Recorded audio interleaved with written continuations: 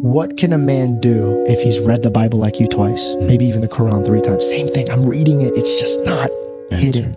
Well, first it starts with how the pastor taught me, which was assessing your situation. There has to be a level of self-awareness. And if people are rejecting the gospel, they are at least pretty self-aware, right? They understand, because it takes a lot, like logical brain people to like reject the gospel. They're going to be like, well, how does a man defy gravity, walk on water? And like, they're very logical, right? So one thing I would say is, if you're going to be logical, that's fine, but assess through logic how you've led your life.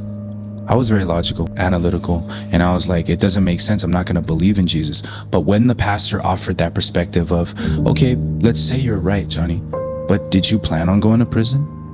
Did you plan on, getting shot? I've been shot, I've been stabbed. Probably not. You were looking at the gang life as a way out.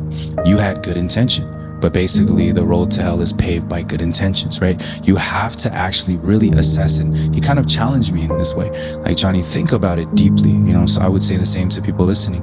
So it means, basically, we can't lead our lives, right? That's the one thing about Christianity that I learned, whether it was, I was practicing Buddhism, I was practicing Islam. All those religions teach you to do well. Christianity truly is a religion that teaches you can't do it without Jesus. You just can't. I was literally maintaining, couldn't get out of depression, couldn't get out of loneliness. I can only maintain it, doing drugs, being on Prozac, Zoloft, 80s, all that. But God was like, no, I'll lift you out of that. So for people who are struggling with that, I would say, really, you have to give it a chance, but you have to get to that position of, okay, let me be real with myself.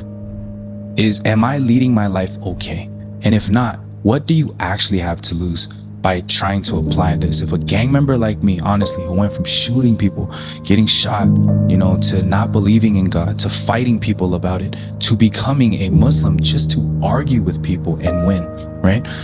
Then to change my life this way, it cannot be me. Like, I'm very, very logical.